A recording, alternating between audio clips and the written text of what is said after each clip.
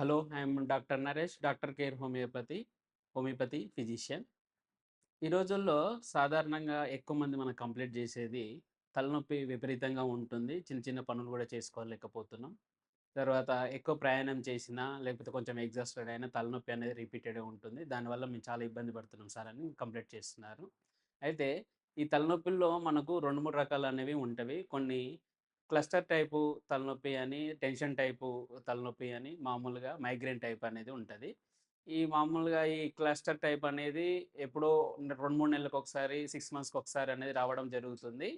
మామూలుగా రెగ్యులర్‌గా అందరికొచ్చేదనేది tension type headache. అంటే చిన్న చిన్న పనులకు కూడా ఎగ్జాస్ట్ అయినప్పుడు మామూలుగా డల్‌గుండి కొంచెం హెడేక్ టైపే వస్తుంది. అది తొందరనే రిలీవ్ అయ్యే ఛాన్సెస్ ఉంటది. దీంట్లో మామూలుగా హెడేక్‌తో పోలిస్తే బాగా సతాయించేది, ఎక్కువ సివియర్‌గా ఉండేది, పేషెంట్ తట్టుకోలేనంత ఇబ్బంది పడేది ఏందంటే మైగ్రేన్ టైప్ హెడేకు. ఇది ఎక్కువ మందిలో మనము చూస్తుంటాము. ఇది ఎక్కువ మందిలో గూడా మనం నోటీస్ చేస్తుంటాము.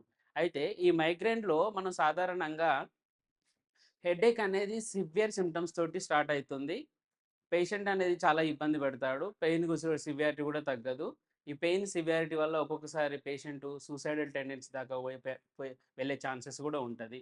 ఇలాంటి సమయంలో వాళ్ళకుండే లక్షణాలు ఏముంటాయంటే, వన్ సైడెడ్ హెడేక్ అంటే ఒక సైడ్ లెఫ్ట్ సైడ్ గానీ, రైట్ సైడ్ గానీ ఉండడం. పెయిన్ అనేది సివియర్‌గా ఉండడం. తర్వాత పెయిన్ అనేది మంటలాగా ఉండడము. తర్వాత ఒక రకమైన సెన్సేషన్ అనేది పెయిన్‌లో డిఫరెంట్ రకాలుగా ఉండడం అనేది జరుగుతది. దీంతో పాటు కంటిన్యూగా ఉండేది నాసియా సెన్సేషను, తర్వాత వామిటింగ్ వచ్చే సెన్సేషన్ అంటాం దాన్నే. తర్వాత వామిటింగ్ కావడము, వామిటింగ్ వచ్చిన తర్వాత హెడేక్ తగ్గడం, ఇట్లాంటి లక్షణాలు సాధారణంగా చూస్తుంటాము. అయితే దీంట్లో మనకు సాధారణంగా ఎక్కువగా మనకు నోటీస్ అయ్యేది ఏందంటే, ఈ తలనొప్పి వచ్చే ముందు మనకు అసోసియేషన్ సింప్టమ్స్ ఏమో మామూలుగా నాసియా, వామిటింగ్ అనేవి ఉంటవి. కానీ వచ్చే ముందు మనకు కొన్ని లక్షణాలనేవి తెలుస్తాయి పేషెంట్‌కు. దాన్ని మనం ఆరా అంటాం.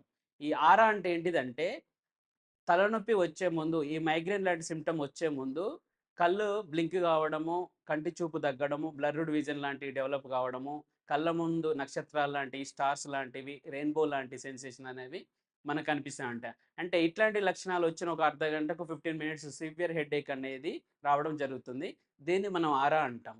ఇట్లాంటి వాటిని మనం గుర్తించగలిగితే మనం హెడేక్‌లో ట్రీట్మెంట్ అనేది చాలా ఈజీ అవుతుంది. దాంతో పాటు మనకు ప్రోడ్రోమ్ లక్షణాలంటాం. ప్రోడ్రోమ్ లక్షణాలంటే ఏంటిదంటే, మనకు ఒక 3, 4 రోజుల ముందే ఈ హెడేక్ అనేది స్టార్ట్ అవ్వబోతుందనేది పేషెంట్‌కి ఇండికేట్ అవుతుంది.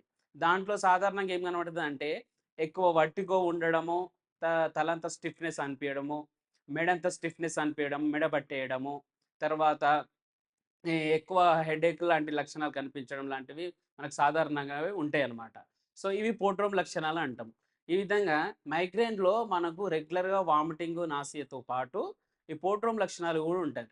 మనం బెస్ట్‌గా ఈ రోజుల్లో పెయిన్ కిల్లర్‌లు ఏసినా, ఎన్ని స్టెరాయిడ్స్ ఏసినా, ఎన్ని తలనొప్పికి సంబంధించిన మెడిసిన్స్ ఏసినా గానీ, ఈ తలనొప్పి అనేది అంత ఈజీగా తగ్గదు. రికరెంట్‌గా వస్తుంది. దీంట్లో గూడా మనకు మోడరేట్ అని, తర్వాత సివియర్ అని, తర్వాత రికరెంట్ అనేవి ఉంటవి. మోడరేట్ ఉన్నవి మామూలుగా పెయిన్ తగ్గినా గానీ, రికరెంట్ అనేవి రిపీటెడ్‌గా వచ్చే ఛాన్సెస్ ఉంటది. కాబట్టి రికరెంట్ రాకుండానే మనకు హోమియోపతిలో బెస్ట్ చాయిస్ ఆఫ్ ట్రీట్మెంట్ ఉంటది. దీంట్లో జనరల్‌గా మనం హోమియోపతిలో ట్రీట్మెంట్ చాయిస్ అనేది ఏ విధంగా ఉంటుంది అంటే, హెడేక్‌లో ఉండే మనకు లక్షణాలు, బేసిక్ లక్షణాలు అనగా మనకు వామిటింగు, తర్వాత నాసియా సెన్సేషన్, అసోసియేషన్ సింప్టమ్స్‌తో పాటు పెయిన్ సెన్సేషన్ అనేది ఏ విధంగా ఉంటుంది?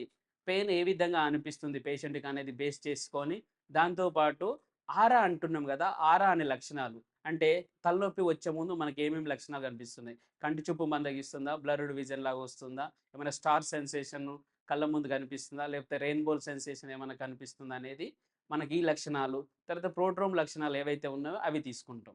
ఇలాంటి లక్షణాలను తీసుకొని మనం బేస్‌గా మనము ట్రీట్మెంట్ ఇస్తే హోమియోపతిలో బెస్ట్ చాయిస్ ఆఫ్ ట్రీట్మెంట్ ఉంటది. రీసెర్చ్ రీసెంట్‌గా చేసిన రీసెర్చ్ ప్రకారం గూడా మనకు 99% of accuracy rate in migraine కేసుల్లో, హెడేక్ కేసుల్లో సక్సెస్‌ఫుల్ రేట్ అనేది హోమియోపతిలో మనకుంది.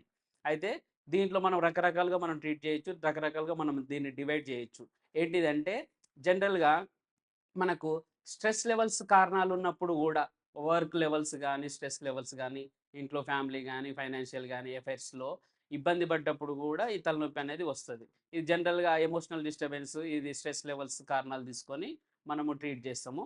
దీంతో పాటు సోషియో కారణాలు అంటాం. సోషియో కారణాలు అంటే ఏందంటే, మామూలుగా మనం ఆఫీస్‌లలో మన వర్క్ లోడ్ ఎక్కువ ఉండడం వల్ల, ఎవరో ఒకళ్ళు మనల్ని డిస్టర్బ్ చేయడం వల్ల, ఈ సోషియో కారణాలు, తర్వాత ఇది ఫిజికల్ ఇట్లాంటి రకాలనేవి మనం తీసుకుంటూ ఉంటాం.